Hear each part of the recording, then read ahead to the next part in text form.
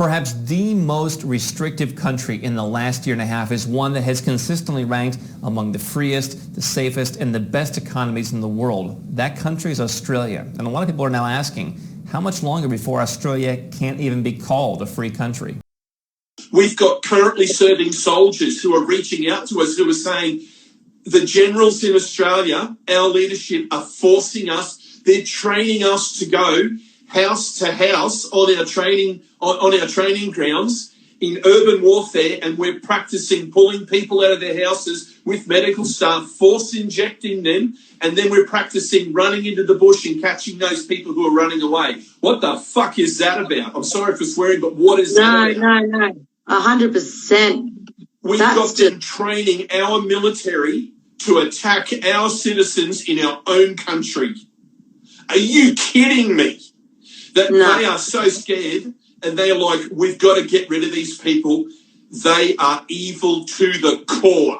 And what was so incredible is that these teams are not just knocking on doors anymore. They're actually carrying eskies and vaccinating at the door. They're seeing how many people in that household and they're vaccinating everyone who's eligible in that home while they knock on that door. And that's what we have to do.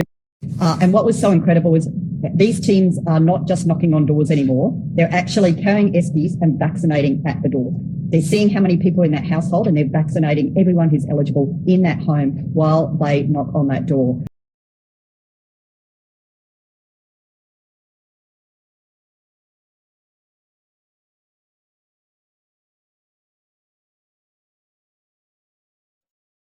Really focused at that last 10 to 15% of the nation who are yet to come forward. The campaign is called Spread Freedom. Spread Freedom. I love how these army guys come up with these names. They gave the Iraq war the code name Iraqi Freedom. Now they've given the code name for the Battle of Australia, Spread Freedom. And as the Minister's mentioned today, we are launching the next phase of our communications campaign. This is the oldest trick in the book. You know, the Germans did it and so did the Russians. The Germans called it Reichsministerium für Volks- und Propaganda. Actually, did I get the pronunciation right? Maybe I did, maybe someone can tell me in the comments. But essentially what that translates to is the Reich Ministry of Public Enlightenment and Propaganda. And that's what, communication campaign is, propaganda. Communication is just a nice way of saying propaganda. A communications campaign. Now in the Soviet Union they had it as well. The Soviet Union, it was called Отдел агитации и пропаганды, which translates to the Department for Agitation and Propaganda. When generals in the military start talking about communication campaigns, it's propaganda. Germany, Soviet Union, look, China even has one too. It's called the Zhongshuanbu. And then they don't hide it. It's for spreading information, spreading propaganda. And they don't really call it propaganda, they call it communication. And why is a general of the military enforcing health directives anyway? Do you think this is appropriate? Should the Australian military be doing this? Look what he says next.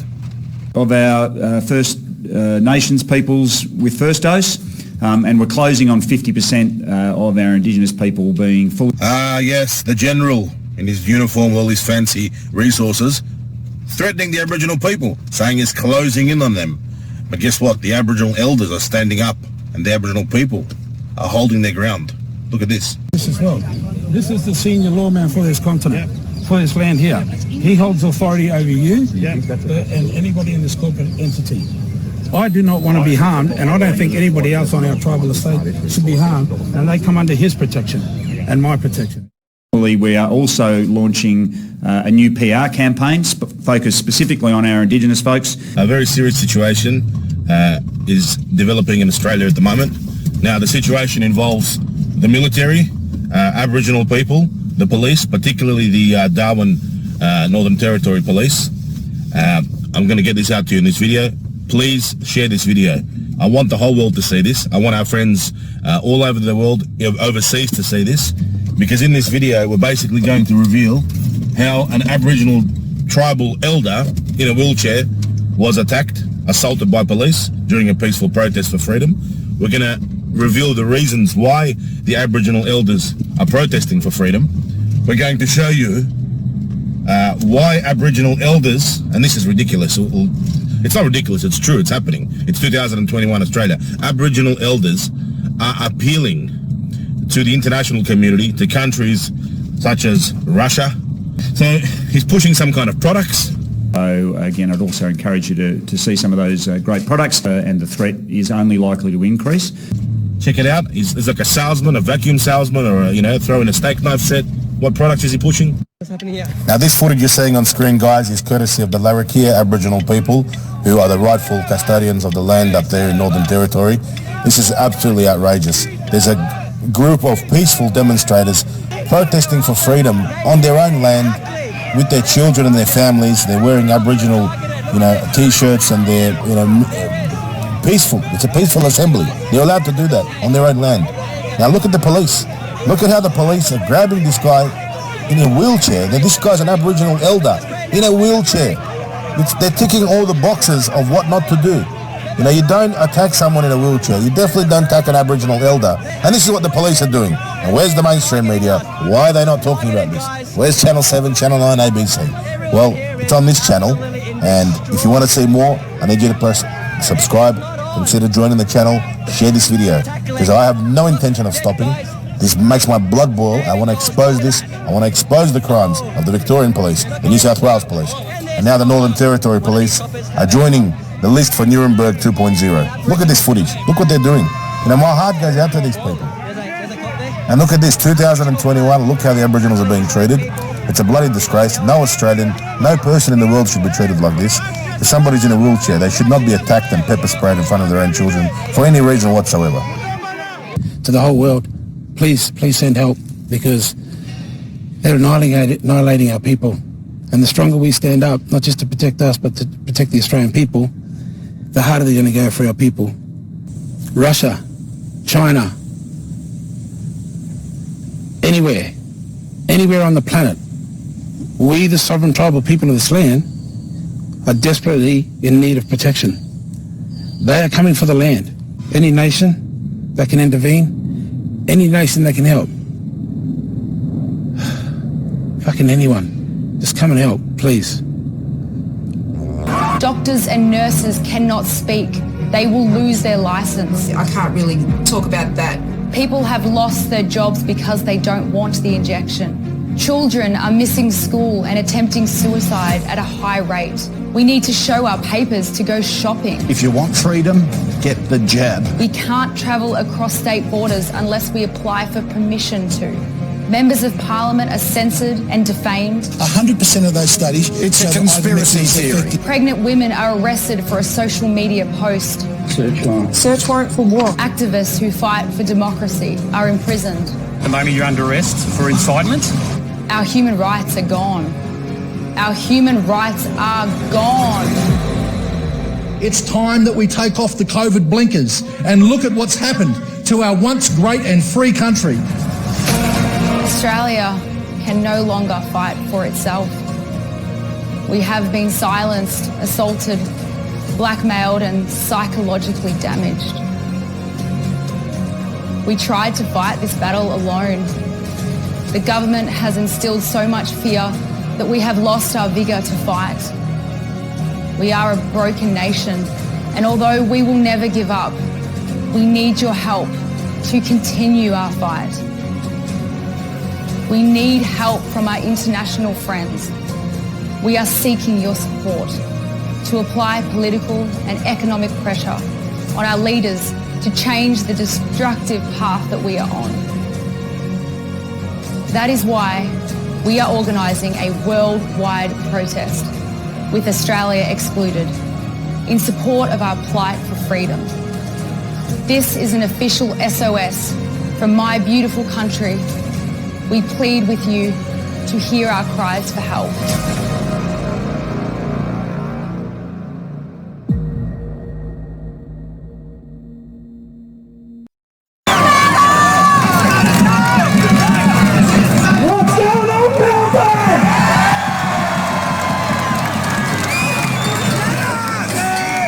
We're back at the Parliament House.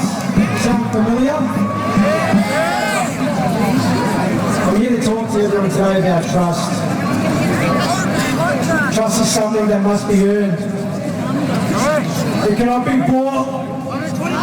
You cannot gain trust by force.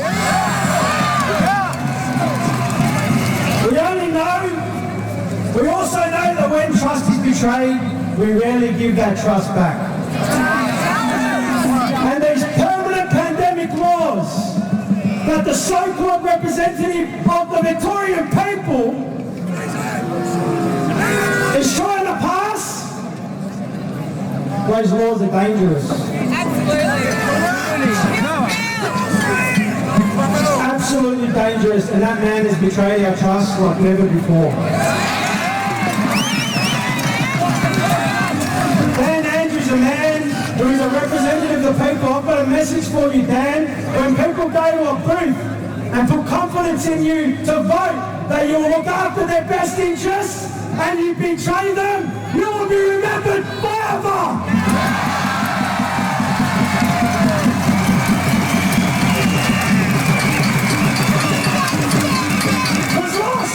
Checked. The people want their businesses open. Last time I checked, the people don't want discrimination. Last time I checked, the people want to be able to walk down the road without being accosted with 5,000 obligations that aren't backed by any signs whatsoever. Last time I checked. Now the very same government that has betrayed our trust with the use of these existing powers that are enacted under a state of emergency under the Public Health and Wellbeing Act 2008, the very same government that has imposed those restrictions are proposing to give even more power to abuse than they already have. Is that fair?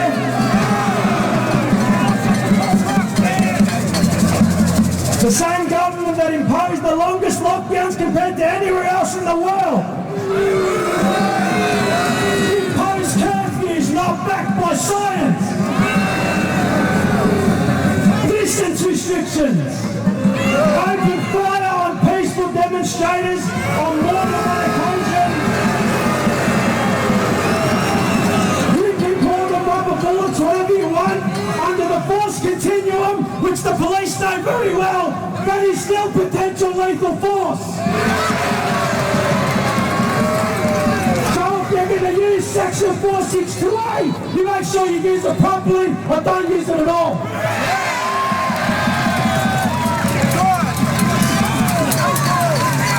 Decimated small businesses.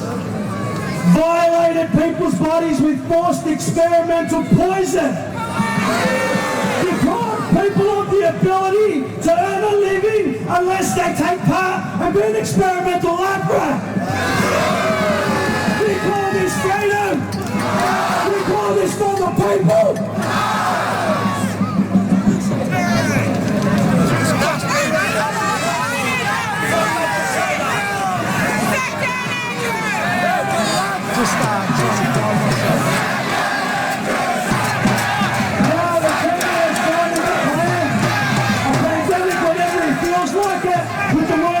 Legislation that say Premier is satisfied that a serious risk to public health is there, right?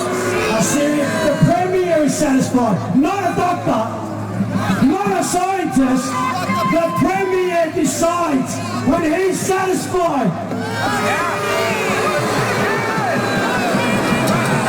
Right now, as a people, we stand on the precipice of a full-blown dictatorship in the state of Victoria, where one man, through his own devices, decides the fate of 6 million people, their businesses and their livelihoods.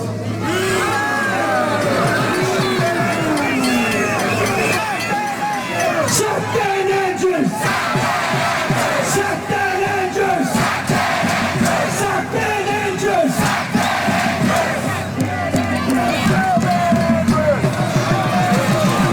I say there's a pandemic, we need to keep people safe.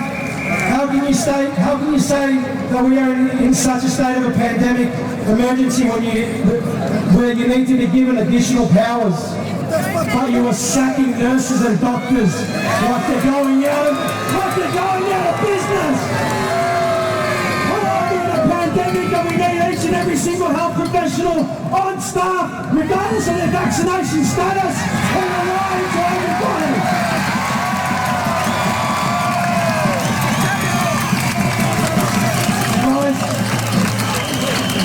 I stood on those steps 18 months ago, I believe it was, or 16 months ago.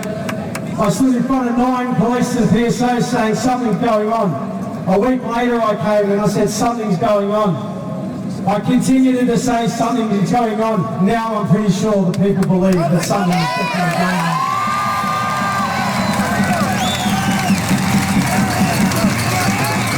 Guys, I'd like to keep it short, so I'm going to finish with this.